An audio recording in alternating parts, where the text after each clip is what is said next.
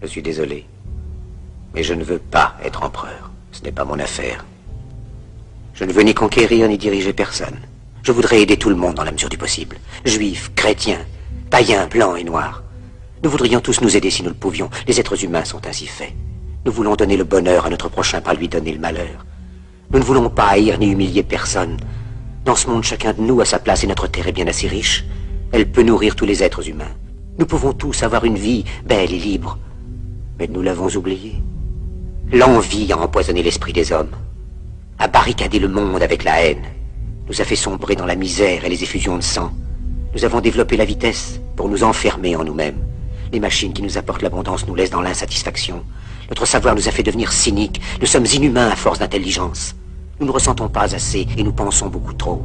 Nous sommes trop mécanisés et nous manquons d'humanité. Nous sommes trop cultivés et nous manquons de tendresse et de gentillesse. Sans ces qualités humaines, la vie n'est plus que violence. Et tout est perdu. Les avions, la radio nous ont rapprochés les uns des autres. Ces inventions ne trouveront leur vrai sens que dans la bonté de l'être humain, que dans la fraternité, l'amitié et l'unité de tous les hommes. En ce moment même, ma voix atteint des millions de gens à travers le monde.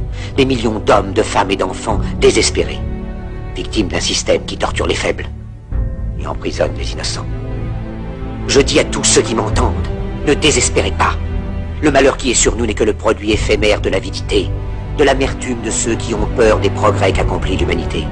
Mais la haine finira par disparaître, et les dictateurs mourront, et le pouvoir qu'ils avaient pris au peuple va retourner au peuple. Et tant que les hommes mourront, la liberté ne pourra pas périr. Soldats, ne vous donnez pas à ces brutes, à une minorité qui vous méprise et qui fait de vous des esclaves, en régiment toute votre vie, et qui vous dit ce qu'il faut faire et ce qu'il faut penser, qui vous dirige, vous manœuvre, se sert de vous comme chair à canon, et qui vous traite comme du bétail. Ne donnez pas votre vie à ces êtres inhumains, ces hommes-machines, avec une machine à la place de la tête et une machine dans le cœur. Vous n'êtes pas des machines, vous n'êtes pas des esclaves, vous êtes des hommes.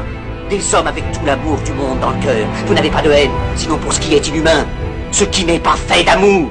Soldats, ne vous battez pas pour l'esclavage, mais pour la liberté. Il est écrit dans l'évangile selon saint Luc, le royaume de Dieu est dans l'être humain, pas dans un seul humain, ni dans un groupe d'humains, mais dans tous les humains, en vous.